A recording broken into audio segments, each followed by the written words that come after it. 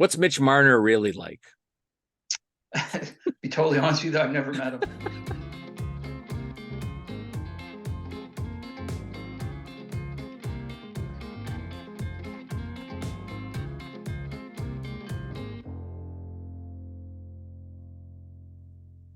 All right, welcome back for some more Got Hockey. Today, I have another very special guest, someone I really needed to check off the list of what I think are the important people whose voices need to be heard and maybe even just faces need to be seen. Today, I've got Scott Van Horne from True Hockey, one of the, I'm going to say, one of the forerunners in custom skates and in custom skate technology. And we're going to chat a little bit about skates and how we arrived today. Thanks for joining us, Scott. Well, thanks for that intro. It's very flattering. I appreciate that. Well, I mean, I was thinking about this early on, before with True and having, retail skates, people were buying an idea when they came in for one, what, going back to your original customs. And then even when we started doing the True customs, it, people would ask me, they would say, how are they? Are they good? And I said, well, for a skate that you don't get to try on before you buy it, they're really good. Like they do well. They do well. But and it is. I don't know how you feel about that, but it's something I was sort of thinking about a little earlier on. Well, yeah, that was the biggest challenge, right? Is people can't try them on. When I first started and I was building them out of my basement and my garage, people couldn't even see them. Sure. They would read about them in chat rooms and get interested and then contact me, and then I build trust with them, and then they would do a bunch of measurements and pictures and send it in, and I would create a custom last from their information, build the skates and send them to them, and then the feedback would be, how did you get it to fit so good just from the information I sent? And it's like, well, it's a long story. But Yeah. yeah, so that, I mean, that was the initial challenge, and we've gotten really really good at it now. Like we've geez, I think we make almost 10,000 pairs a year plus. So tens of thousands of pairs that we've made under my watch the whole time. And we've just gotten better and better at it. Like at this point, I think our remake rate for improper builds is 2 to 4%. Right. Right. Yeah. I mean, So like occasionally that's it's going to crazy. happen. Mm-hmm. Oh, it's going to happen. I'm shocked it's that low. I would think 10% would be reasonable, considering, yeah, these people are just getting a foot scan and never trying a skate on. Because the one thing I always tell people is the foot scan and the foot scanner right now that we use with this front-facing camera on the iPhone, it's incredibly accurate. Like I can do a scan of a foot and then I'll physically measure the foot, and it's within a half a millimeter. Right. But the scan tells me what your foot shape is. It doesn't tell me how you like the skate to fit that foot. And Right. I always tell people that we could have an identical foot from two different people, and one might be in a size 7, one might prefer a size 9, because one guy wants them jammed at the end like Paul Coffey, and another guy wants lots of room for his toes to move Yeah, around. that is a definite challenge. Not everyone's idea of custom and not everyone's idea of perfect is the same. I'm one of Exactly. the I'm one of the like my toes right up against the front, and Yeah, same. it doesn't feel right. I know I should probably try a bigger skate, but every time I do, it gets in my head a little bit. Yeah. No, go small. Go small. As long as your toenails don't fall off. Yeah, no kidding. No, I'll even tell when I'm fitting conventionally for somebody, I usually tell I will never tell a guy to not try a smaller skate. I'm definitely gonna fight you a little bit on if you want bigger. If I really Mhm. don't think you need bigger, and that's probably just from doing it so long and that but I'll always say, yeah, if you want to try smaller, let's try it, and let's Yeah. make sure, because as long as it's comfortable, the tighter the better. Yeah. I think that should Yeah. be kind of how it goes. Yeah, I agree. Can we maybe go, let's go back, like, as far as I guess as far as you want to, starting off with how you even just got into making skates, and how you're the sort of the brainchild, I guess, if you want to call it, became a thing. Yeah, well, it depends how far back you want to go. I mean, I'm a speed skater. Yep. That's where I kind of gained my expertise of the push and everything. And I mean, I was skating as a 4-year-old, and I've had very flat feet. And the stock skates back in the mid '80s weren't very good, anyways. They were basically like a a work boot with a blade attached to it.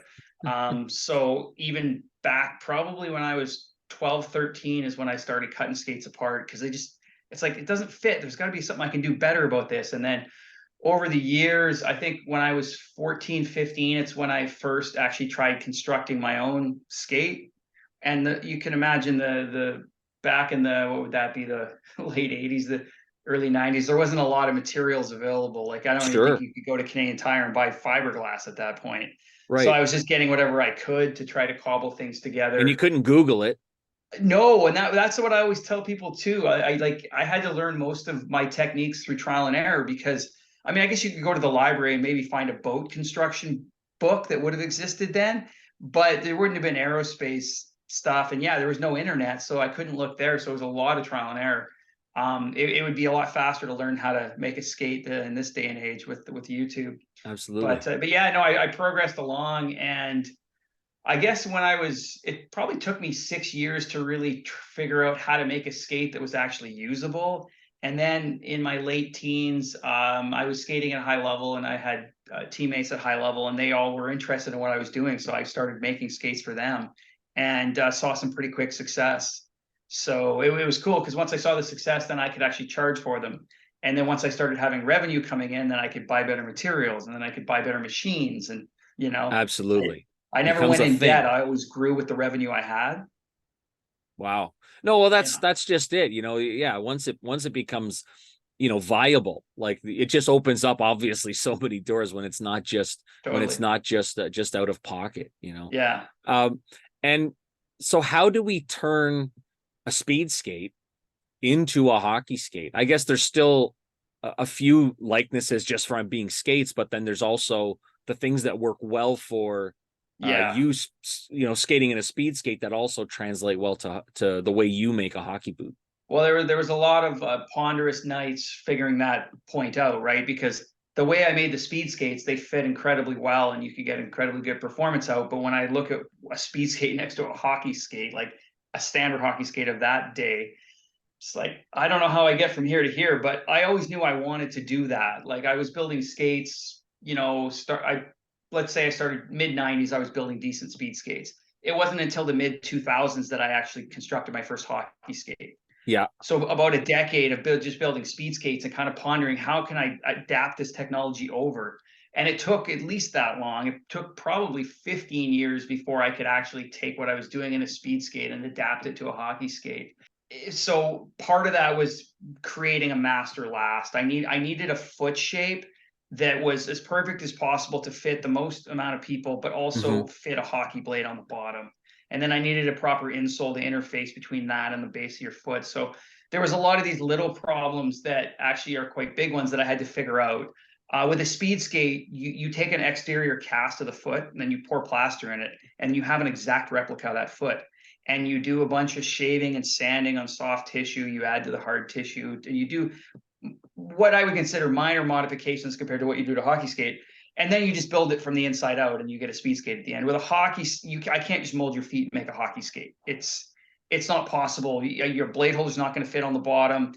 You've got 15 millimeters of foam in some areas. It doesn't work the same way Right. as a speed skate. So I had to figure out how do I utilize this technology of built from the inside out, but do it with a hockey. And like I said, the coming out with a base last was the key thing. So So that based was on the years. protection in a hockey skate and those other and how much Well, that's a higher it whole thing goes, too, right? Is the that's protection. I'll be honest with you, the speed skate business is not a good business to get in because the skates don't break down okay. and the technology isn't really advancing. So a lot of my customers would buy a skate and then 10 years later be like, hey, can you fix the zipper? Like Yeah.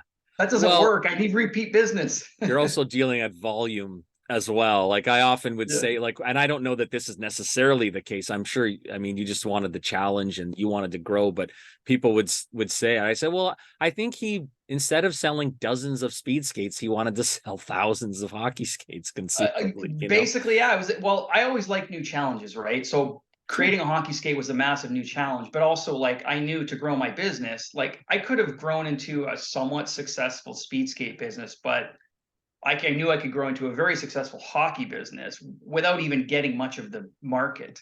You get Okay. 1% of Yeah. the hockey market, you're extremely successful. you need to get 50% of the speed skate market to be even close to successful. Right. So, it's different there, but with regards to like protection and the rigors of hockey, a funny story, like when I was getting into, so this was when I was first launching the VH custom hockey skate, and one of the first NHL players, I had goalies using it, but one of the first players was Dustin Bufflin, Yeah.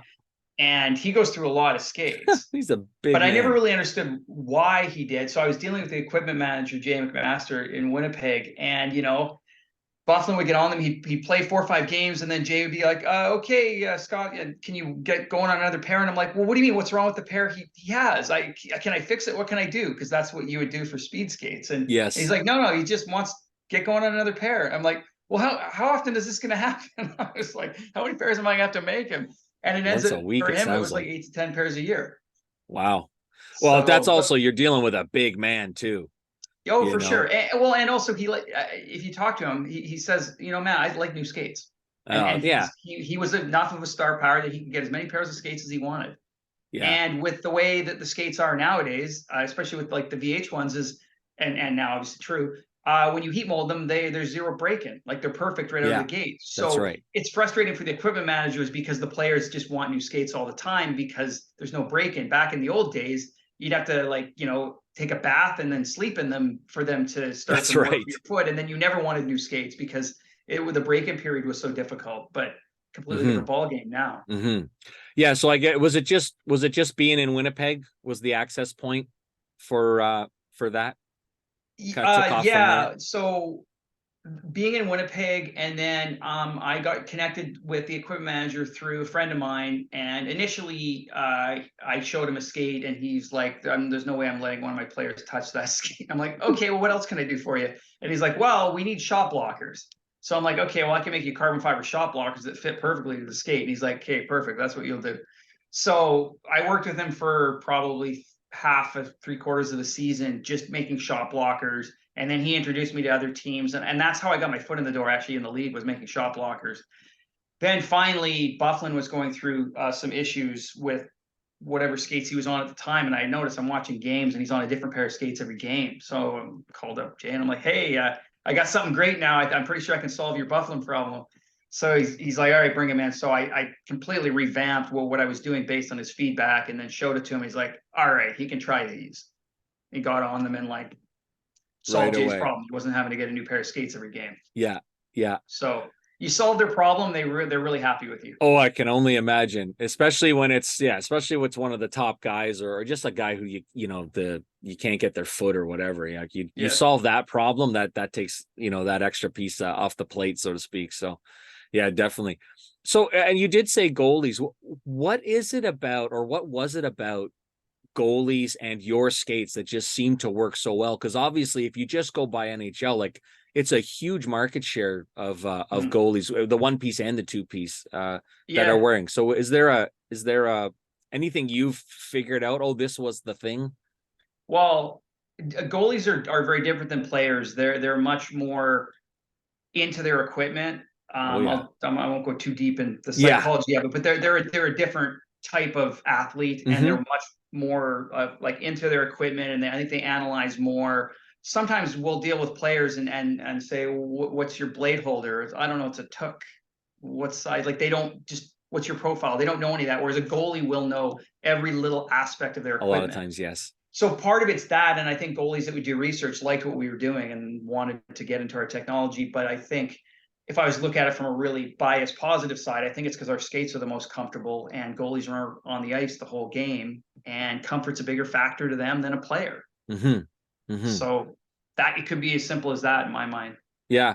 Obviously, there's other things too. The connectivity, the ability to transfer and push off, recover, all those things as well.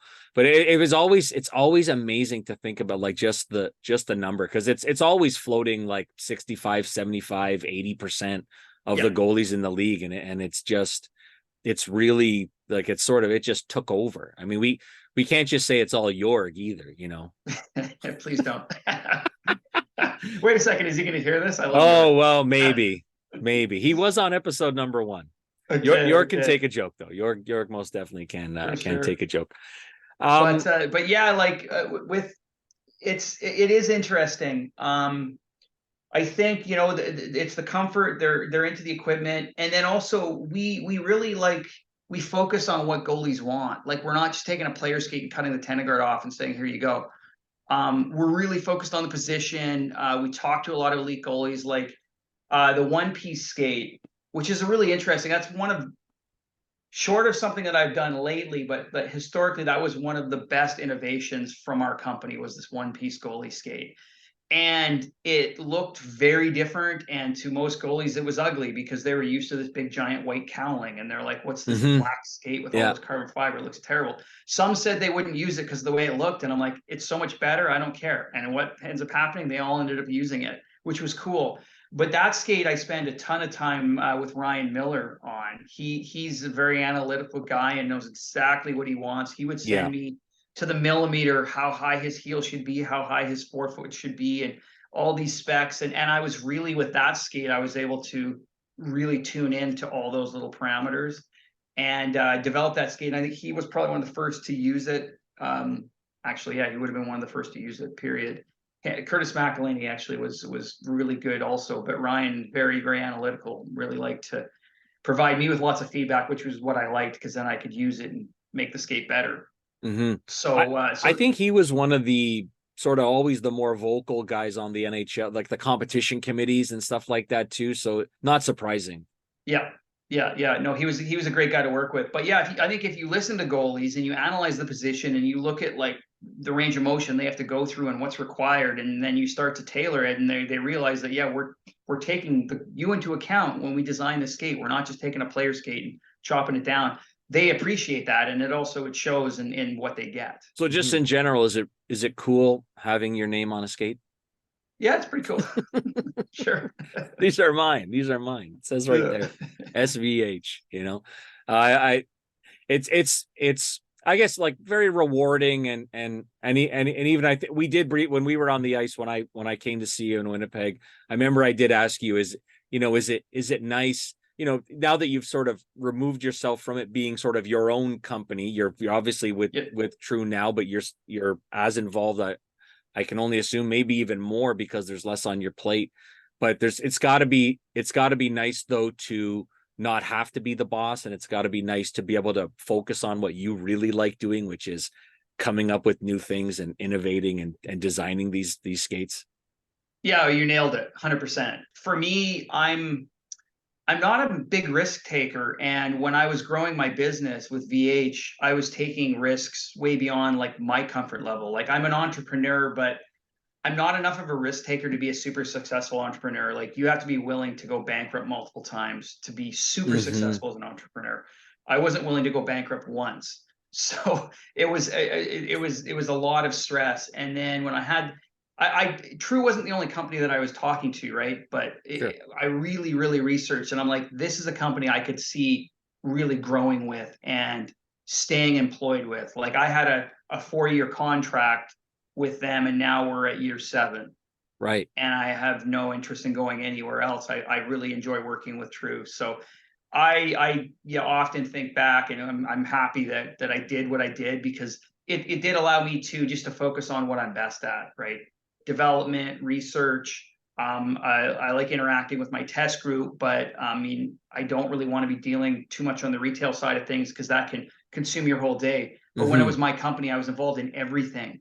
And it was hard to just sit down in the lab and actually create something amazing. So if I look at like what I had developed up till True acquired us, and then what I've developed since True acquired us, it's pretty massive difference. So if we go from those, so we sort of left off there. So if we go sort of that first uh, era with the Bufflin skate, as more guys start using it, the band goes up.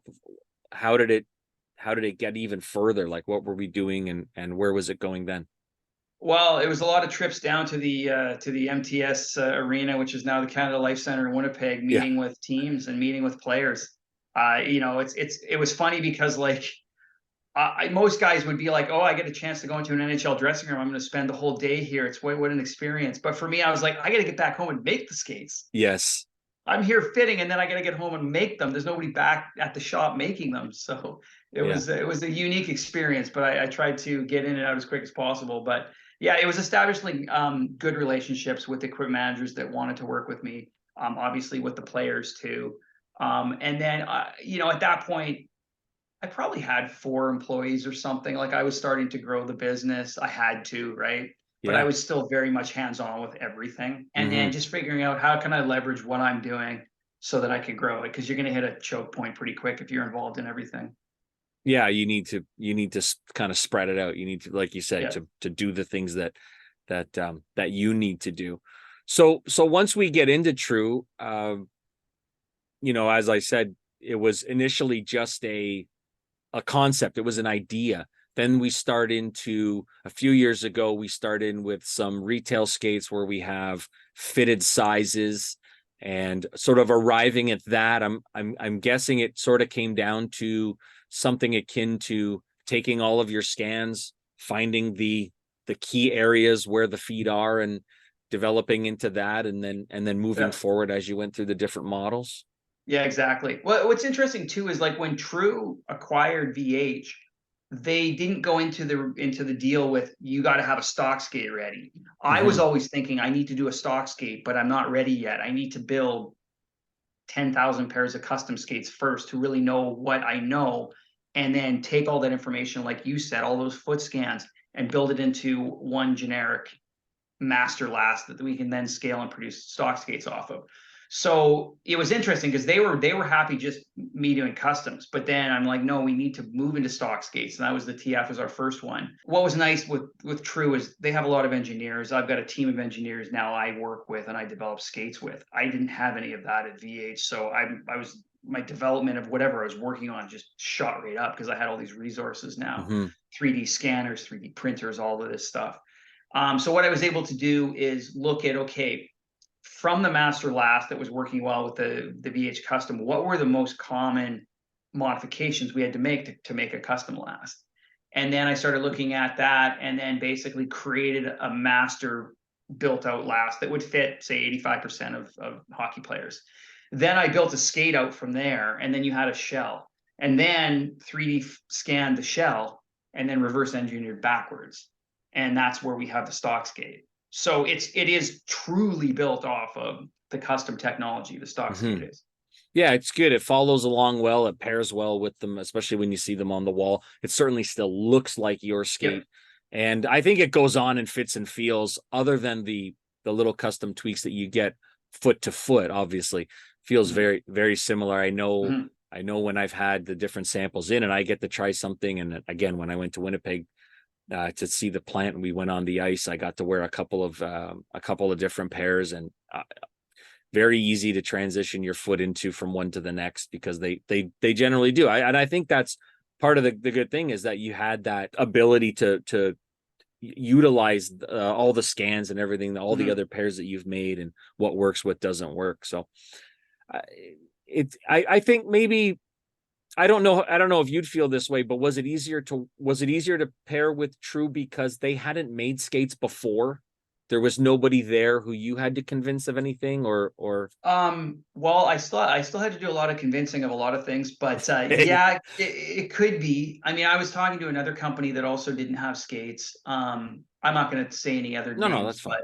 but yeah, no, there was just, I guess a few of the things I really liked about True is a lot of the key employees that I met had been with the company for like 15 years, 20 years. So that's a Sure. really good sign, right? That it's a good company to work for. I really liked everybody that I met, and I just had the right vibe, the right feeling of Yeah. where we were going to take it. And then I got to meet their ownership group too, and I really liked those guys too. So it was just, yeah, it was just personal connection, really. That's perfect then. I mean, obviously, like you don't mess around with what's going to make you happy. Mhm. Obviously, like you said, you're already almost twice your original contract length with them. So there's obviously it's working, and I think the products that are coming out probably speak to that as well. Mhm. I did Yeah. want to say I think the one thing that I do like about your skates, a full complete, other than the coverings, a full complete one piece unit. I think it's one of, maybe you could go, I mean, we're dealing also composite sticks. You can sort of say are like the two most 21st century hockey items that we have, because there's Yeah. not there's a lot of other elements in a more traditional skate that are still there from older ones, even though as they progress and progress, more slowly. When you sort Mhm. of jumped in, it was something that kind of really took it over, I guess. It's just something that really evolved well. Like, I know, like, for me, I came out of wearing a graph skate for years, and that was one of the things I think I liked about the idea behind your skate as well, was that it was very precisely fit. It was, had that forward pitch, so your sort of knees are bent, you're in that Mhm. skating position. There's no negative space. And when people, I don't like to use brands, crisscrossing, but when someone will say to me about the skate, I would say that I describe it basically as a 21st century graph skate. The things that when graph first came to North America, the things that everybody loved about their skates is the things that now people are, I think, now that you've come onto the scene now, I think those are the things that people are really starting to notice about True, is that how, even though it's radical and different, it still works really well. Yeah, I appreciate that, and that's flattering. Graphs, like they made amazing custom skates Sure. back then. But yeah, they were a great skate builder. Hmm. But I do think the wave of the future, like you pointed out, is the one piece shell. Really, and with ours, like above all else, the one piece shell, it's the fit that it gives you and the thermoformability of it, more so than what the materials of it's made of. I mean, that's part of it because that's going Yeah. to give you some of your skating feel, but ultimately it's the shape and the fact that it fully encloses heel, ankle, and toes. Also, you're going to get that better power transfer too, because there's not, with a more traditional skate, you've got your quarter package lasted around a last board, and then you've got an insole and an outsole, and then you got nails and glue and everything, and it's a lot of material that can kind of do this under your foot. Hmm. So the idea is that there's nothing, it's just an insole on top of the shell, and the shell is directly connected And to the ice. I Yeah. maybe the question could be like, can you make the skate too stiff? I know I often hear, I'll have parents describe things, and it's like an old hockey dad, basically. Oh, Mhm. if he's too stiff, he won't be able to bend his ankles and things like this. And I know there's a lot to that. And I always say, look, all you need to do is bend forward. We're not trying to bend to the sides. We don't really need a great deal of motion there. Obviously, it needs Yeah. to be comfortable, but all we need you to do is get forward, because the stiffness is really what sort of drives the skating. Yeah, well, for sure, like the short answer is yes, you can definitely get too stiff. One thing with our skate is we've got our shell, we've got our shape, which we know is awesome. And then we're experimenting with different materials to make the shell out of, so you can get different flexibilities for different levels of skate Mhm. and different levels of player. There's NHL players that want a more flexible skate. We can do that, but we can also build a very stiff skate. If the skate's properly fitted, you can go stiffer. Because one of the issues with a skate that's not fitted well, if it's a stiff skate it's not fitted well, it's going to be murder on your foot. Yeah, that's But a if you've double. got it fitted properly, you can afford to go stiffer. The advantage of going with a stiffer skate is you're going to get quicker turning, better power transfer, but it's nuanced, right? Like there's only a certain level of skater that would even be able to detect certain ranges of stiffness. Right. And for us, like we've got a testing group of really high level skaters, and even within that group, there's certain, like when we start changing layerings between carbon fibers and fiberglass whatnot, they can't tell the difference. But then when we start to go from that to like a high end nylon plastic, even then some of them are like it feels almost the same, but it sounds slightly different. And then others are like, no, I can feel it. So there's different grades. You can go Hmm. pretty deep on this stuff.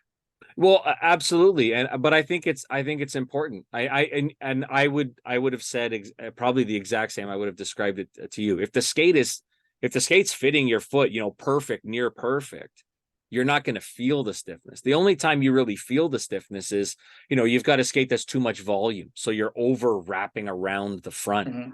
and then you go to lean forward, and your ankles are just grinding against now the sides of the skate that you've just encased your leg in, or Yeah, things like that. These are yeah. things that I talk about in my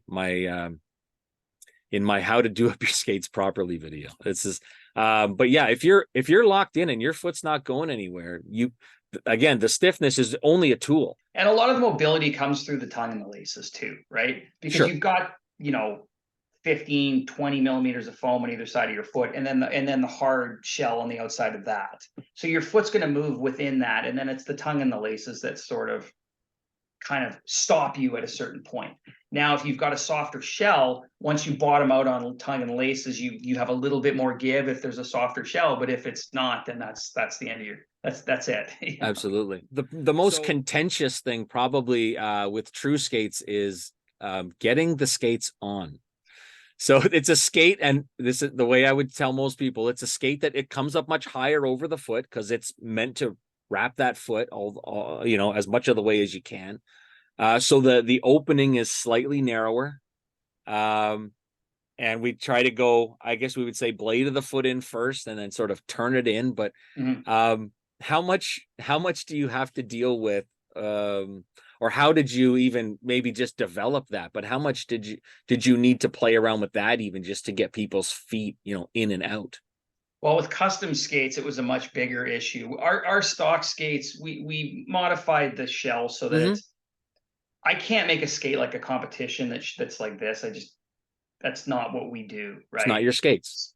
So, but our custom skate would be like this. Our stock skate's like this. Now, when you heat it, obviously you can easily get your foot in, but you're not going to heat your skate every time you use it. So you have to learn how to get your foot in and out once you've heat molded it. Yeah. But the sacrifice of the fit just for the ease of getting your foot in is just not what our company's about, right? Yeah. Yeah, I often, that's what I usually tell. Just wait. You got to wait until you get it on, and then you adjust the tongue, and then it's almost like, well, you got to make it loose. You get your foot in. It's like, but then lace it up, because then as you lace it, you sort of feel that tongue slide down into the right spot, and then you tighten it after you maybe give it a kick back or two. But then you start tightening it, and then you go, oh, this is really starting to really hug. It's really starting to line up, and that I always find, obviously, is sort of the trickiest part. Is and people have the willingness to give it the extra effort. They get the benefit of finding out and feeling and hopefully taking home a pair. I know it's just one of those things where you almost hesitate at times. You get a feel for a customer as he's sitting across from you, and you go, I just don't think this guy's going to put these on, and it's tough. And even occasionally you throw it in the oven for a couple of minutes, maybe just to give it that little bit, give it a slight pre-bake, just so it makes it that much easier. I think usually once everyone gets it on, they get it. Sorry? You always want to put them on hot. If you have the time. Yeah. Like a funny story. So when I first started making custom skates, and most of the customers were local. They would come see me. I would do the fitting. I would always have them come in and put them. I'm like, hey, just put it on first, and we'll just get a sense. And they put it on and be like, yeah, it's pretty good. Yeah, okay. And then I'm like, okay. And then I put them in the oven, 10 minutes.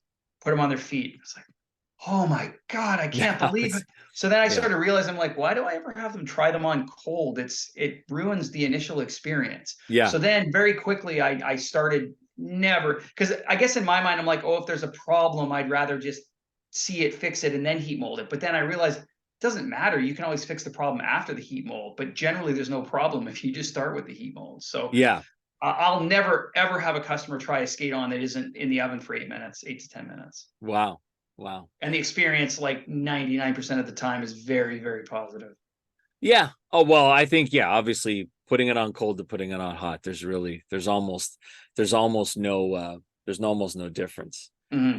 So, I mean, now that we're well established with everything, you're rocking and rolling, you've got a ton of exposure at the pro level. Things are checking out really well retail. So as we end 23 and move into 2024, we don't have to give away too many secrets. But where are we gonna go from here? So our Catalyst 2024 skate, that's what I just got in a whole bunch of about 100 samples that I'm putting on my testing group. So they look awesome. We're super excited about them. The big innovation with that product is we're going to like a polymer based shell. So this was a massive development, but we were able to create injection molds to recreate the exact shape of our shell. So previously it was made of a composite. So it was a 2-piece mold that had a bladder system, and you have to hand lay every layer of composite around them. They call it a layup form. Then you pull the layup form out, you stick a bladder in that, and then you close it in a mold, and then you inflate the bladder. It pushes it to the outside of the mold, and then it goes into a press with an oven, and it cures it. And that's how we do it.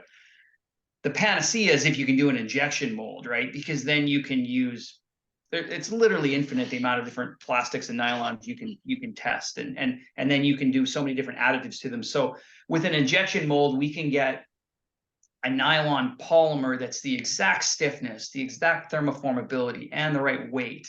So we finally were able to develop these tools. A tool like this didn't exist before, but we've got some pretty innovative engineers that were able to figure out a way to make a tool that could actually replicate it. So we did that. It's done, and we've been testing them for prototypes probably for 6 months now. And then, like I said, now we've got the final ones that we're actually putting on our testing group, and it's been amazing. So that's on our lower end model. So our 3X and 5X will be using that polymer shell, and then our 7X and 9X will still be the composite shell. So it's going to give the consumer base a really interesting variety of skates to test, because if you want something softer, you can go into actually that polymer shell. You're not going to have issues getting your foot in and out of it, because the eyelet cuff just has a little bit more movement than with the composite one. Wow. And moving, like, sort of switching up that process, you're happy with the consistency of how everything comes out and all of that. There's I guess and it was a very interesting learning experience for our group, because like I said, a tool like that never existed, so we couldn't have tested it. We 3D printed till we were blue in the face, but it's just not the same. You need an actual tool where you can inject the material into. And when we started testing it, we were blown away, like, oh wow, look at the stiffness we can achieve, look at the weight we can achieve, and then trying different variations of different materials to get different stiffnesses. That goes back to what I was talking about earlier, where we've got these expert skaters that we test with, but what can they determine? Like, some of the guys had a composite shell and a polymer shell, and they're like, which one's which? And then the more experienced guys were like, no, I can tell which one's which, but I like the feel of both. This one's good because of this one's good because of that. So it'll become more like a personal choice. Absolutely.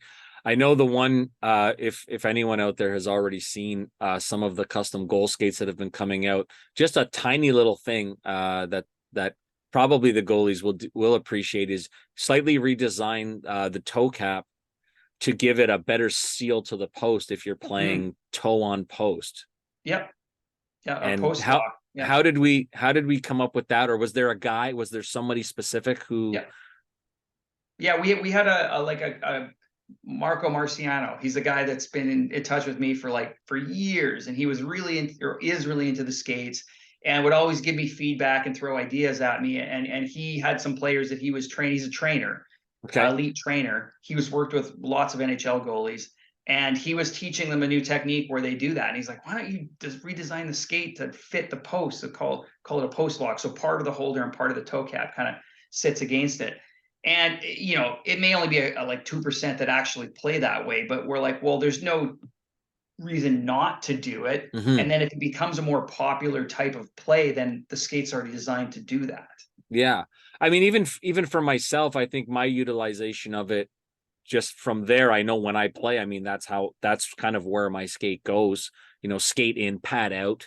And I think even though there's many guys that play blade on post, I think there's still enough that, to really appreciate it. And then we also have new goalie skate coming out for next year too. Yeah. Yeah. And we've got our motion cuff design in it. So we have our composite shell still. And then instead of like the top 3 eyelets being through the composite shell, which is going to limit your forward flex, we actually have a polymer collar that goes around the shell, and the top eyelets are through that. So as you flex forward, you're flexing into a cuff that's out. It looks like it's part of the shell, but it's actually wrapping. So it articulates. Yeah. Over the skate.